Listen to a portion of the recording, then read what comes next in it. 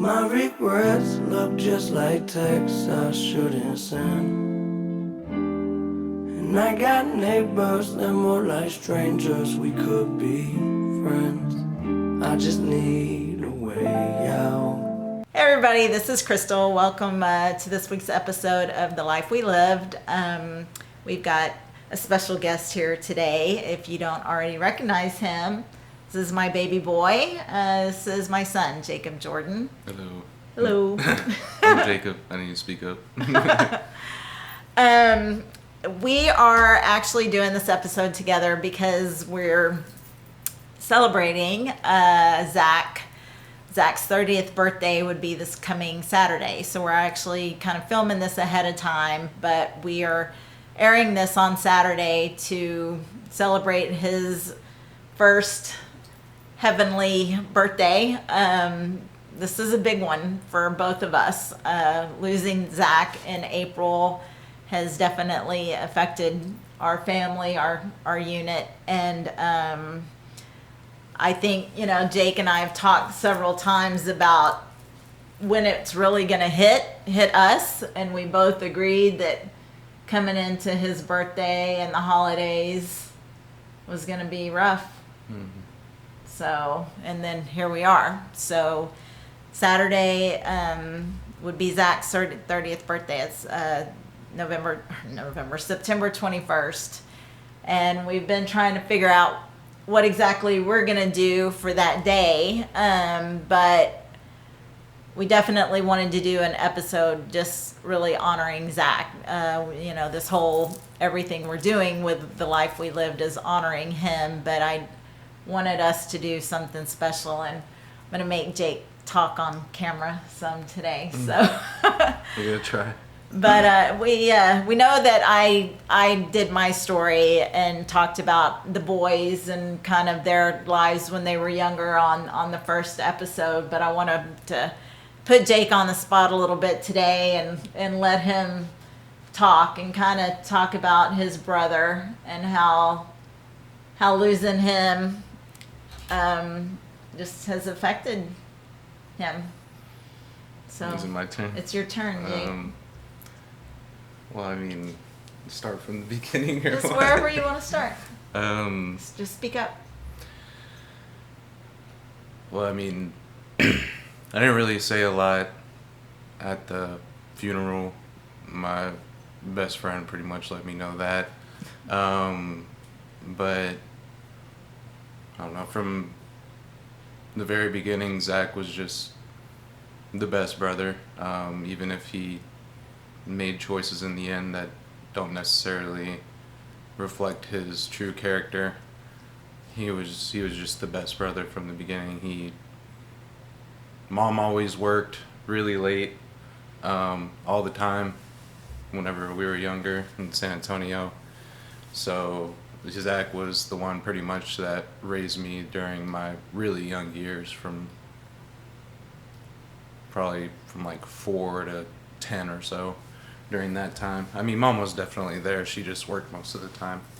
So whenever she was at work, he would always be the one taking care of me, making food for us. That's how he grew his passion in food, I think, was maybe one of the reasons. Yeah, we definitely agreed that he missed his calling. He should have been a chef. Yeah, he was really good at cooking ever since he was like 12. And I think he always knew it, and he always loved it, which is why one of the reasons he liked Anthony Bourdain. But yeah, he was just always there to take care of me and make sure that I was all right. The same way that Mom and Grandma are. So yeah, he was. I'm sorry, I don't like being on the camera. Fine. But I'm proud of you. But yeah, he was just such a nice, loving person. Anyone that really knew Zach and really spent time with him and was able to understand his sense of humor and his personality. A lot of folks don't really understand even me and even mom sometimes, they don't really get that we might sound like we're being rude, or we might sound like something is out of pocket, but we just, for the most part, we say it how it is, and me at least, and Zach, we just didn't. We knew life was how it is, and we made fun of life pretty much, and we knew not to take everything too serious, even though we both had our issues and everything. Like whenever we're communicating with people, like some people take things incorrectly, and with Zach, some of my not my friends anymore, but didn't really understand his personality, and once you do, he's such a nice person. He can come across kind of as a smart ass. A smart ass, yeah. Well, sometimes but it's you not need to be a smart yeah, ass. but it would never like anything harmful. It would just, and I need to work on it too. It's just the tone of our voices. I mean, when I was young, he used to talk a lot of shit, and I learned to just I was sensitive, and I mean you learn to just not deal with, but like understand that it's not coming from a bad place. It's just, it's all love. I don't know. Like, you know Tough what I mean? love, kind of. Yeah. But he never, I mean, we never fought. We wrestled, but he would never hit me. He would get on my ass, but he would never hit me, which is, I think, was a pretty cool thing, because I know a lot of brothers and even dads hit their kids and their siblings. So he was never aggressive with me like that, but he would definitely defend his little brother for anything. Any bad decision I made, he would let me know about it. Just the same as I would him whenever we started growing up. I mean, he was just... And how did y'all handle that when y'all were talking about bad decisions between each other? Well, I mean, I mean, he would always get on me, and I would, like, whenever him and mom got on me, it was always more, well, I mean, for any family, I guess, it was just way more meaningful than if your coaches or your teachers do or something, So whenever they got on me, I would always take it and try to better myself and improve. And so whenever I got to the age where I finally started getting a sense of myself, I felt like I was able to tell him his shortcomings and his bad decisions as well. And he was very stubborn when it came to certain things, so he was just like I am. We can get told something 100 times, but until it actually just fucking hits us in the face, and it's like, okay, like that's whenever we actually make our decisions, instead of, it's just stubbornness. Like I'm the same way. Like I won't do something until I want to do it. That's true. And that's how Zach was, and you could tell me or him to do something 100 times, but like I said, until shit hits the fan, we're gonna make our decision on our own, unfortunately, or until you get to rock bottom, pretty much. And I guess it was, I mean, we would, I don't know, like, this is a long story. I don't want to go into all that. I mean, I think your childhood with each other, your brotherhood, I mean, even with you guys being 6 years apart, yeah, y'all were close. And I think as they got older, they got closer in a way. I mean, pretty much. There was maybe like a 4 or 5 year period where he was, I mean, any kid is, whenever they turn 18, they're gonna have to adult on their own, and he was wanting to do everything on his own and have his own freedom. So there was like 4 or 5 years where like we didn't talk as much, even though he was still in Austin at that time, because he was, focused on his relationship at the time and trying to better himself. And then once we, started hanging out a lot more again, like it was, we were always there for each other, but it was like you said, like it was, we started getting each other on a deeper level. Like it wasn't, we always had understood each other, but like there was just more things, we were both grown at the time. We're both grown anyway, but yeah, we were both grown, and like we could just talk about different things that we weren't able to talk about before and go into deeper conversations. And I'm curious about something. Like, I know you and Zach were both really deep thinkers. I mean, do you think that's common amongst like guys your age, like in y'all's 20s, that is that a normal thing that guys think so deep? I only ask because, I kind of raised my kids to be like that. I mean, at very young ages, we were having very deep conversations about life. And Zach and I, at least once a month, we would probably stay up, he was in middle school, till like 4 or 5 o'clock in the morning, just on a weeknight. Good momming, but, we would get off on a subject and we would just stay up all night just talking about it, and anything from teenage sex to, whatever movies were out, music, drugs, whatever current topics were going on with kids, just picking their brains. And Jake and I, would have these discussions too. And so always really, my kids always, both of them were very deep souls, and both of y'all are very good to have conversations with.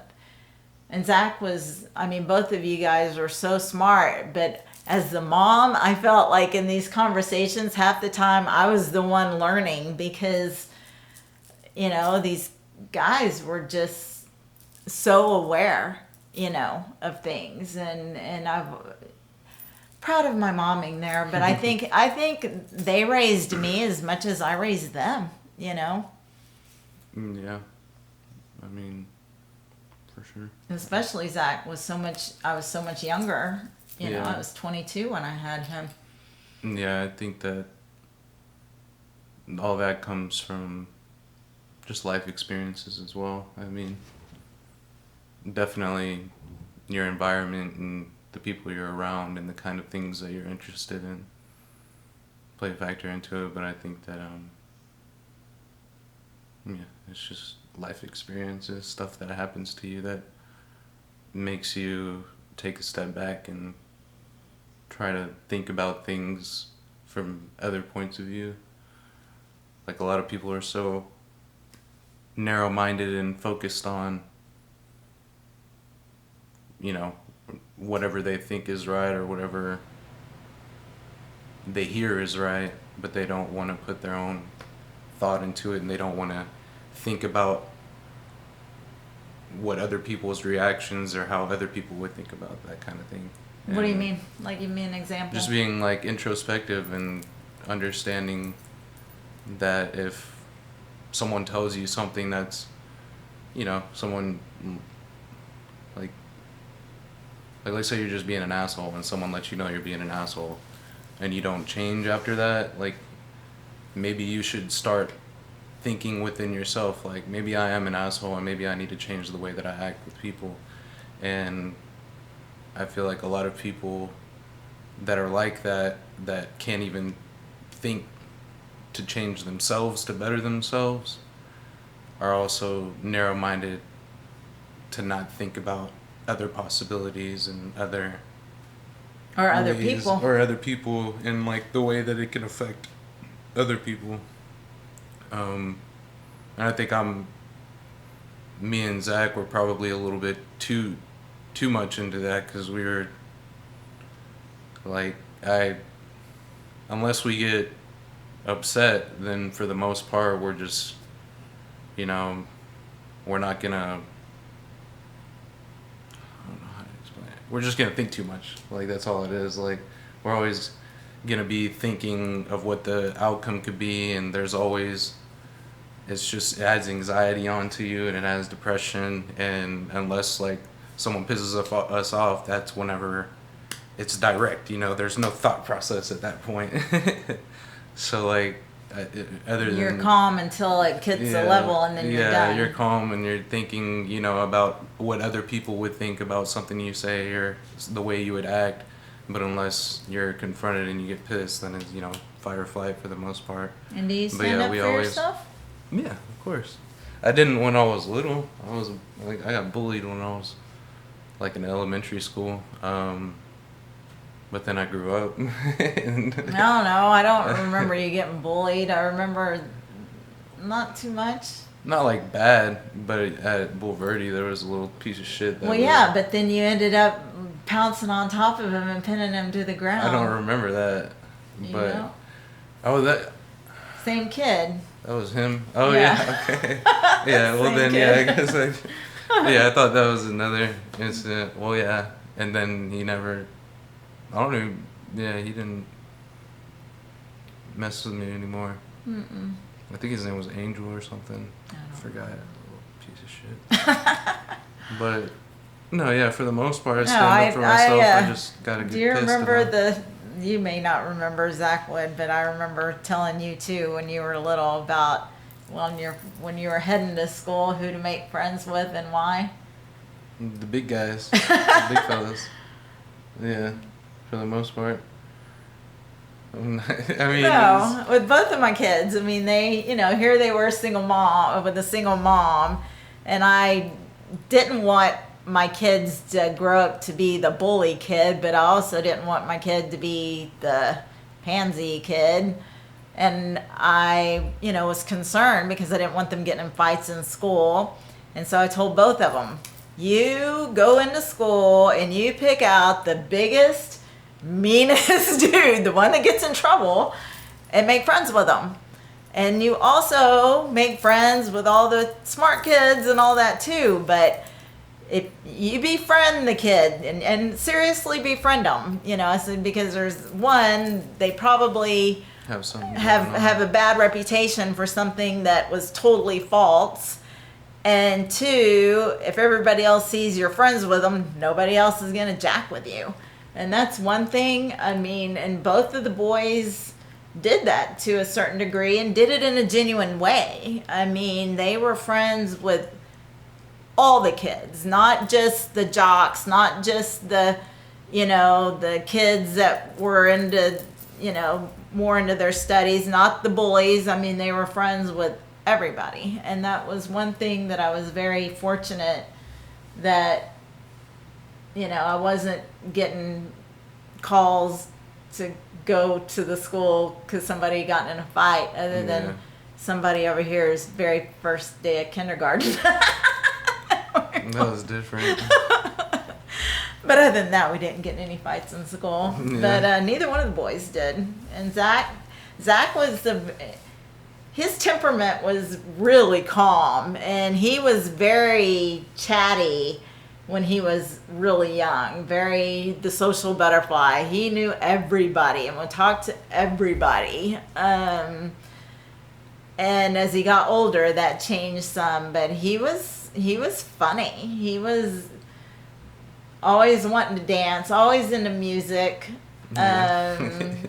He would make up the boys, you know, he'd teach Jake how to do dance moves, and they'd have their little routines. And I saw the Jason's little brother's videos the other day, and I was like, oh, that was my kids. We used to do those, like the Whose Line Is It Anyway? We used to try to do like improv with our, you know, like Austin skits? and Dylan back in the day. Yeah, when we had the video camera, we would do that, and we'd do like Saturday Night Live, like, act like we were on Saturday Night Live. You don't remember that? No? That was with Austin and Dylan, and that was a long time ago. It was silly. But Just having fun. Yeah, it was definitely fun. We were like 5 and he was like 10, 11. And he didn't have a lot of fear of stuff. I mean, he would Try anything. Heights, and just always, he was literally the kid that did not ever want to stay home. I could just be like, hey, I'm just going to run to the corner store. I want to go. This one in front of his video game. I'm good. I'll stay here. That's been since I was like 5 though. Forever. And Zach was like, I want to go. I want to go. And super outgoing, and would just try anything. Yeah. Would you have ever just taken a backpack and gone to Chile by yourself? Mm-mm. No. He did. He come to me, Mom, I want to travel. And he had met some guys. He had worked in California before, and he had met these guys from Chile, and he wanted to go live down there. And so my child packed up a backpack literally and flew into Lima, Peru, and took a 4-day bus ride from Lima to Chile. And with like barely knowing Spanish, like only being he was Spanish. okay in Spanish. Come back totally fluent. I mean, the only time I heard his voice took him actually like 4 months. Actually, huh? It took him like 4 months. Yeah, to learn I Spanish. hate that kid sometimes. He's so smart. He was super smart. Super smart. But he was down there for almost a year. The only time I actually had a phone conversation with him, he called, I'm at work and I get this pipelined call from this hotel. And they were like, we need to speak to Cristal Jordan. This is so-and-so from, Santiago, Chile. And I'm like, oh God, what has Zach done, And hold the line, Miss Jordan. And then I hear Zach pipe through and he's like, Mom, I'm having a problem. He said, I'm at his visa or passport had expired. So he had been down there 6 months already. He could stay 6 months and then he had to reset his visa. And he had jumped across the border, I think, to Argentina, and the rule was he had to be out of the country for 24 hours and then he could come back into Chile. Well, when he said, they're detaining me. He said, they don't think I'm an American. They think I'm Chilean. He said, or they think I'm Middle Eastern. He said, but they do not believe that I'm American. And he said, so, this is your phone call, Mom. If you don't hear from me in 24 hours, call the U.S. Embassy because they've totally detained me. And I'm like, this is my only phone call for my kid in 6 months. And I'm having, these visions of him being handcuffed in the back of this car. They don't think he's American. I said, why do they not think you're American? He said, oh, I'm fluent in Chilean now. And he said, I speak it so well. And he's so dark complected. He's like, they think I'm over here doing something illegal. I was freaking out. So of all the time he was down there, that is the only phone conversation I got from him. He would text me and he would send me videos, on the WhatsApp. But other than that, we didn't talk. I was so stressed out. But those were the kinds of little jewels that Zach would pull on me, here. I'm in a really bad bind, Mom. Don't need money. Never see me You again. may never see me again. So I love you, Be a POW. Yeah, pretty much. But he would, he could pull some things. Mm-hmm. And walk on the edge. Of the two boys, Zach would walk on the edge and hover over, just in a place where he could get in all kinds of trouble. Never would he get caught. Never. I think the only time he got arrested was for par tickets that he didn't pay. He got booted. Of all the stuff that he did in his life, that is the only time he got arrested that I'm aware of. And I had told the kids always, you know, if you get arrested, I'm not your call. I didn't get you there. I'm not getting you out. And he had been in jail for like 2 or 3 days. I didn't know. He didn't call me. And his friend called me and he said, I'm just, you know, Miss Jordan, I'm just letting you know where Zach is. He said he's not wanting bail money, but he was like, please call my mom and tell her I'm okay and we'll figure it out. And they got it figured out. So, but he could get himself into situations and always get out of it. This one over here can drive 5 miles over the speed limit and end up with a ticket or in a wreck or whatever. I mean, Yeah. going to jail, whatever. I mean, it's the worst is gonna happen to Jake. But Yeah. Zach, he could drive something that would barely start and drive it. Well, he did drive halfway to California in a truck and it crapped out. Yeah. But then he was still able to make it. Yeah, his friend went and picked him up and got him to a bus station, I think. But he could get himself out of some situations Mm-hmm. and would stress me out. But I would give anything in the world to have him back. For sure. For sure. Without him, everything's different. Everything's different. Even a while ago, Jake, you know, there was always a thing with my kids. I'm sure every parent does it with their kids if they have more than one, telling one, oh, you're my favorite. You know, you're my favorite. Don't tell your brother, you know. And that was always a thing. And so when Zach's around, oh, you're my favorite. And when Jake's around, oh, you're my favorite. And that's one thing that since Zach's died, I haven't said. And earlier Jake came in and I gave him a hug and the words just almost automatically came out of my mouth.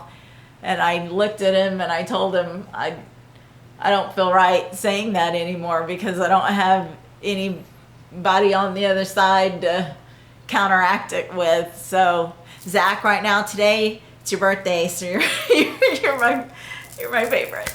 Mm-hmm.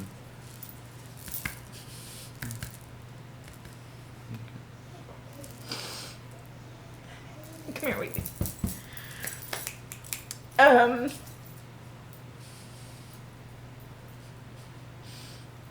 love and adore you.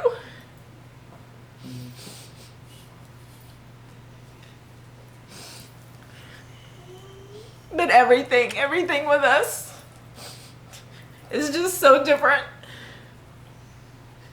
I mean, there's so much love and pride for this guy, and he's been so good and so strong. We've got Wheezy over here upset because he's not getting attention. Come on, Wheezy. But this is well, he's fine. With Jake, I mean, Zach was his best friend. I mean, and when he died, I mean, Jake's like, Mom, you know, who am I going to tell all my stuff to and who am I going to call and how is it for you now? I mean, it's been almost 5 months. Come on. I mean, I still have. I'll like wake up in the morning from time to time and like really want to text him or call him or something, and I still have like those realizations that he's not here. And I don't know, like I just try to tell myself like I know it's real, but like I'm like it's not real. Like he's still here with me. Like I know he is. Like, you know what I mean? Oh, I know. I feel him. Like I know he's.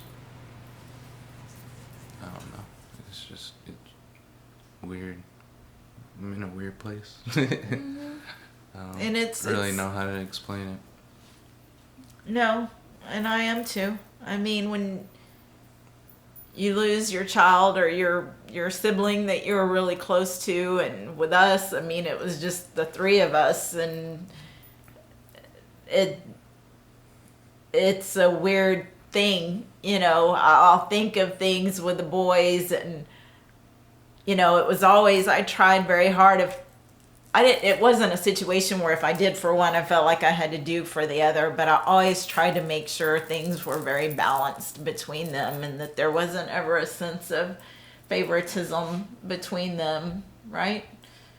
And tried to teach them at a very young age that life is life. I mean, it happens, and a lot of times it just really sucks, and you just got to push through it somehow. And ever since Zach's died, I mean, I think on the front end, I was so worried about Jake and what this was going to do to him mentally, and that I knew, you know, the places it was going to take him, and I was freaked out. God, what if something happened to you? And there's no way I could handle it. And so I think I will just keep you in a bubble wrap here. Roll me around like a hamster. Yeah. But I was really in that place, you know, and of just being so worried about him, and worried because I kept telling Jake, like, this is such a vulnerable time for both of us. This time right now determines where we go from here, how it ends up for us. Do we shut our lives down and just crawl in a hole and start just drinking all the time and doing drugs all the time to just numb everything? And I know for both of us, yeah, that was a place that both of us really wanted to be and not deal with this. And I think we've both really managed to check on each other and stay connected to make sure that neither one of us has lost sight of the other. I know that in those weeks for me, that time when I was really low, I mean, I think Jake and I even had the discussion, like, Mom, you know, I need you here for me. And I know that. It's just different. In every other aspect of my life, it's all pretty good. And I've got a good family, and Jake's awesome. My mom, my boyfriend, my life, my job, my friends, everything else in my world is good. But this dynamic here, it's really thrown a kink in everything. I mean, hell, just 2 months before he died, I had this tattoo put on me about my life finally being whole and complete. And, you know, I was just really at peace with everything. And then this, I don't even know what to call it. It's just like an earthquake just hit, and our world separated, and it's like Jake and I are just on the cliff looking down like, what do we do? And what do we do? I mean, we just keep going and push. And there's days you don't want to get out of bed. Every day. And days you just want to dose yourself every day. And days you just, you know, I mean, for me, I get out, I listen to music, and I submerge myself in some ways. Jake's got his friends that come over, and they've got kids, and they'll hang out and do their stuff. But we are trying our best to move forward, but there's a guilt in that, I think, for both of us, because I don't want anybody to, if you're, oh God, going through a death situation, there's a guilt that goes with moving forward. And so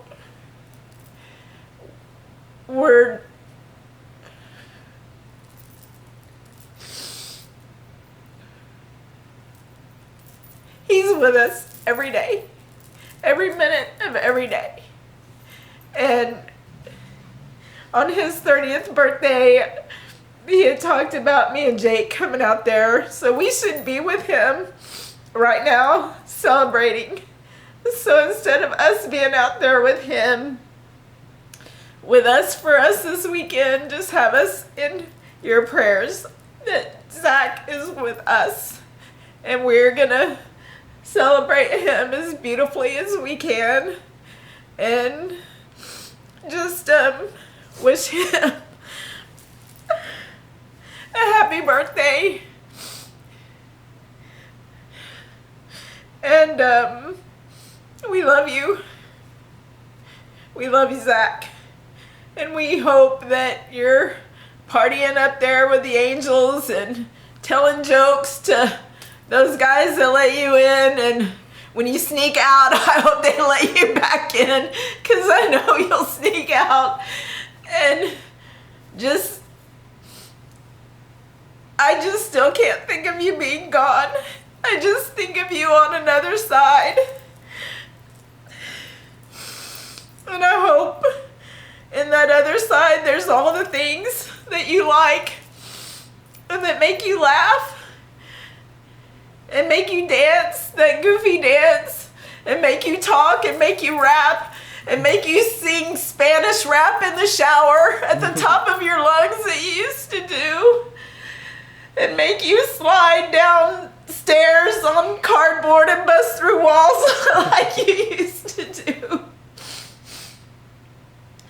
and snicker things at pretty girls and all the things that you do, because we miss everything about you. The way you rolled your little blunt, the way that you loved the way weed smelled, and the way you taught me to do things that you shouldn't have taught me to do. I just miss the shit out of you. For all the parents that have lost their child and have had to go through, especially that first birthday, without them.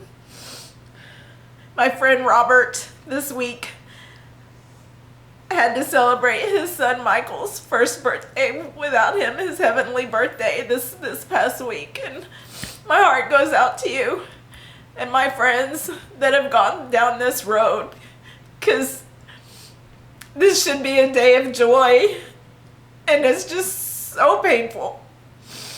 But we're going to try our best to celebrate Zach and do what he wants. Any message for your brother?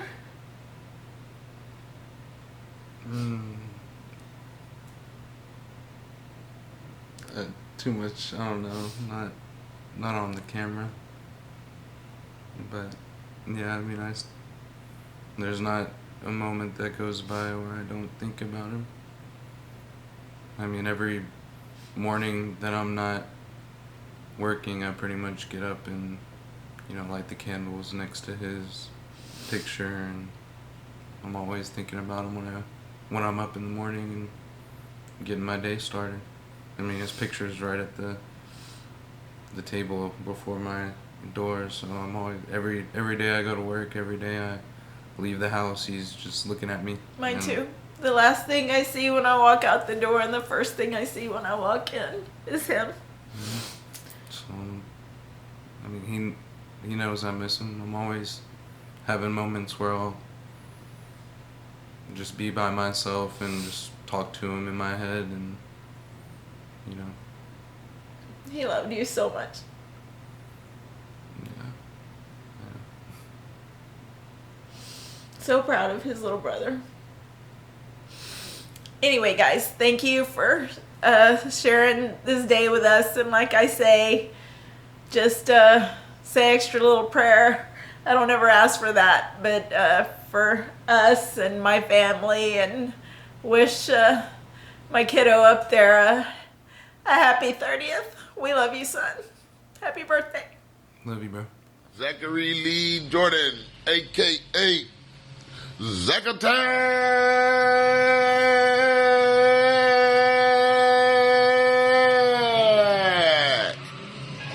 Love you, boy. Happy birthday. Happy birthday, Zach Jordan. You'd have been 30 this year, hey?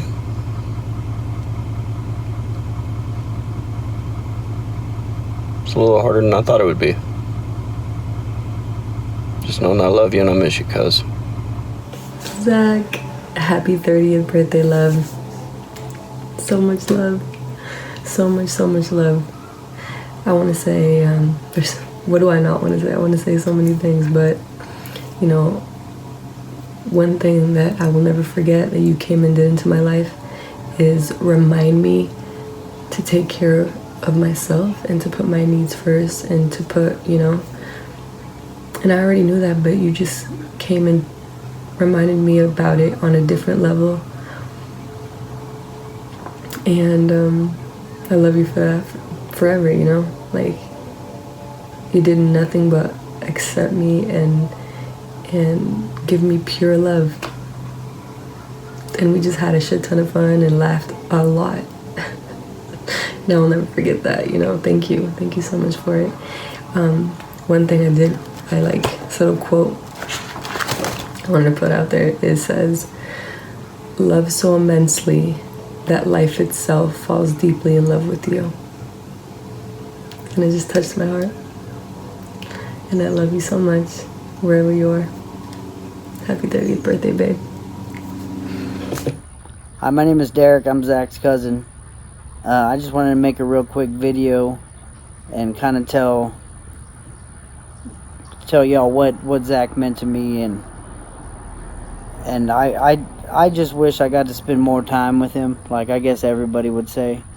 I always thought that we'd catch up at a reunion or a Thanksgiving or something like that, and that I'd get to ask him all these questions I've been waiting to ask him, you know, about his trips and just what he's learned. And now, you know, he just went all these crazy places, and I pretty much live vicariously through him, because I don't go nowhere, you know.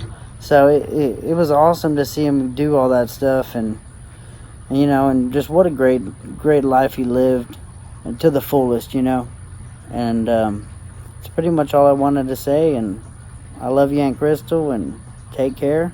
In my own way, just feel like living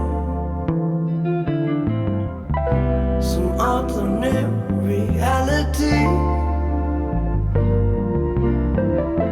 And I was drowning, but now I'm swimming through stressful waters to relief. Yeah, all the things I do. Spend a little time in hell.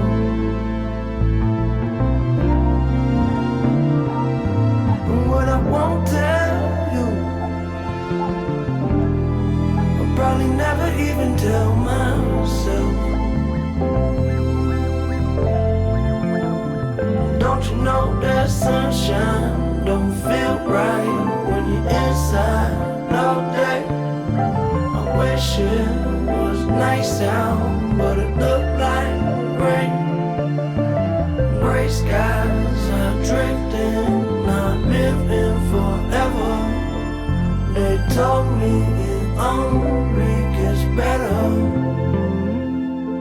My regrets look just like texts I shouldn't send. And I got neighbors that more like strangers we could be. You are my sunshine, my only sunshine. You make me happy when skies are gray. You'll never know, Zachary, how much I love you. And I do love you. 30 years ago, when you were first born, I fell in love with you, and I still am. Happy birthday, Zach. I miss you and love you.